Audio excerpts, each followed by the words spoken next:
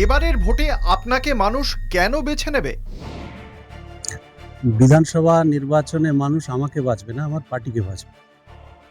আমাদের বেছে নেবে একটাই কারণে, যে যে সামনে যে এসআইআর হয়েছে, এই এসআইআর নিয়ে কেন্দ্রের সরকার, বিজেপি সরকার, তারা চক্রান্তমূলকভাবে, একেবারে সুপরিকল্পিতভাবে, যাতে একটা অংশের কমিউনিটির মানুষ ভোটাধিকার তার না থাকে, সেই কারণের জন্য বেছে নেবে আমাদেরকে। যে আমরা চাই সমস্ত মানুষ বৈধ ভোটার, ভোট দেবে। আগে বৈধ ভোটার তালিকা প্রকাশ করতে হবে, তারপরে ভোট হবে। সেই কারণে আমাদেরকে বেছে নেবে। একদিকে হচ্ছে আপনার ধরুন উন্নয়নের কাণ্ডারি, আর একদিকে হচ্ছে আপনার ভবিষ্যতের কাণ্ডারি। এটা একটা প্রধান কারণ। এবং তারপরে পরেই তো মানুষকে অলরেডি আমি ধরুন তৃপ্ত করতে পেরেছি অনেকটাই। তার জন্য মানুষ আবার নির্বাচিত করবে আমাকে। এসআইআর কি শাসকের পক্ষে যাবে নাকি বিরোধীদের পক্ষে যাবে? দুর্ভাগ্যজনকভাবে কেন্দ্র সরকার যেমন চেষ্টা করেছে এটা, তেমনি রাজ্য সরকারও পাশাপাশি মিলিতভাবে চেষ্টা করেছে যাতে সাধারণ মানুষ ভোট দিতে না পারে। আমরা দুর্বৃত্তায়নের মধ্য দিয়ে যাতে আমরা ভোট করে নিতে পারি তৃণমূলের, এটাই হচ্ছে আসল কাজ। স্বাভাবিক কারণেই এসআইআর পক্ষে যাবে না, বিপক্ষে যাবে, এবং বামপন্থীদের পক্ষে আসবে অবশ্যই। এসআইআর প্রক্রিয়াটা যে এত সহজে এরা মানে এত দ্রুত সম্পন্ন করতে চাইছে, এর মধ্যে সবসময় দেখবেন একটা কিছু না কিছু ষড়যন্ত্র কিন্তু লুকিয়ে আছে। তো তার জন্য বলছি, দেখুন, পক্ষে বিপক্ষের বিষয়টা না, আমরা চাইবো যারা সাধারণ ভোটার, বৈধ ভোটার, ম্যাপ ভোটার, তারা ভোট দান করুক, তারা বৈধ ভোটারের স্বীকৃতি পাক, এটাই আমরা চাইবো। আপনার বিপক্ষ দলের দুর্বলতা কোথায়? বিপক্ষ দলের সব কিছুই দুর্বলতা, অনুন্নয়ন থেকে শুরু করে সেলফ ডেভেলপমেন্ট, আর তারা পকেটের নিজস্ব উন্নতি করছে, উন্নয়ন করছে, আর কিছু নেই। চারিদিকে আপনি তাকাবেন, চারিদিকে হাহাকার। আজকে চরে আমরা গিয়েছি, চরে মানুষের কি হাহাকার চারিদিকে, যে রাস্তাঘাটের ঠিক নেই, বাড়িঘর, মানে সাধারণ মানুষ বাড়িঘর পায়নি, সরকারি টাকা, তারা বাড়িঘর পাওয়ার কথা, কিন্তু তাদেরকে দেওয়া হয়নি।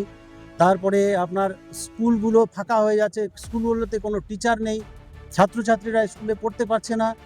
তারপরে এখানে বড় ধরনের সমস্যা হচ্ছে যে এখানে যারা চাষি আছেন, চাষি ভাই আমাদের, তারা যে ফসল ফলাচ্ছে, সেই ফসলকে এখানে বুনো শুয়োর সেই ফসলগুলোকে নষ্ট করে দিচ্ছে। এই নিয়ে কোনো রকমের কথা সরকারের পক্ষ থেকে নেই।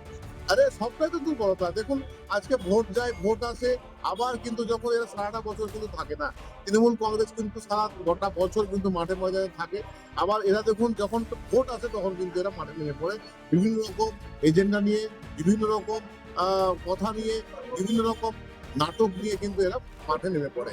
তো যাই হোক, গণতান্ত্রিক দেশ, সবার ভোট করার অধিকার আছে, ভোটে দাঁড়ানোর অধিকার আছে, পার্টি করার অধিকার আছে। গত 5 বছরে এলাকার উন্নয়ন নিয়ে আপনি কি সন্তুষ্ট? উন্নয়ন তো মানে ওই যে বললাম আমি, পকেটের ডেভেলপমেন্টটাই হচ্ছে উন্নয়ন, তৃণমূল নেতাদের পকেট ভর্তিটাই হচ্ছে উন্নয়ন। এখানে কোনো উন্নয়ন হয়নি। আপনি অবাক হবেন যে এই 1.5 বছর ধরে, 2 বছর ধরে তিনি এখানকার এমএলএ তিনি আছেন, নির্বাচিত হয়ে আছেন, বিধানসভাতে প্রশ্ন রেখেছেন মাত্র একটা, সেটা হচ্ছে শুধু কলেজ চাই।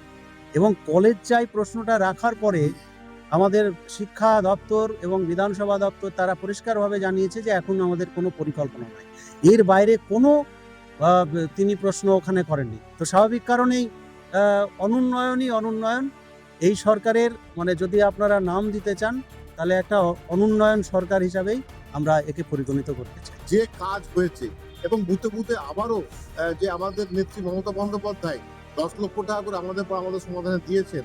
তো এইরকম ধরুন যে নতুন নতুন চিন্তা ভাবনা, এত কাজ গোটা পশ্চিমবাংলা জুড়ে, তাতে নেত্রী একটা জিনিসই বুঝেছে যে মানুষের উন্নয়ন, মানুষের ভালো, মানুষের হিতে যেটা যেটা করা দরকার, স্বাস্থ্য থেকে শুরু করে, শিক্ষা থেকে শুরু করে, বিভিন্ন খাতে যেটা যেটা করা দরকার সেটা সেটা কিন্তু উনি করেন।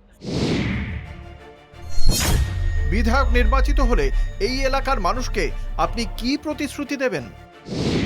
অবশ্যই সাধারণ মানুষের জন্য কাজ করার যে আমাদের পরিকল্পনা, সেটা হচ্ছে আমরা প্রথমে গোটা বিধানসভা এলাকায় কলেজ তো আমরা চাইবই, তার পাশাপাশি দমকল একটা কেন্দ্র আমরা চাইব, তার পাশাপাশি এখানে পরিযায়ী অনেক পাখি আছে, আমরা যদি একটা পর্যটন কেন্দ্র করতে পারি ভগবানগোলার মতো জায়গায়, তাহলে এখানকার বহু অনুসারী শিল্প তৈরি হবে, বহু মানুষ এখানে কাজ পাবে। অত্যন্ত পরিকল্পিতভাবে আমাদের চেষ্টা থাকবে যাতে আমরা সাধারণ মানুষের পাশে থেকে এই জায়গাগুলো করতে পারি। কে কি বললো না বললো, আমার চিলে কান নিয়ে গেল, আমার চিলে কানে হাত দিয়ে দেখতে হবে।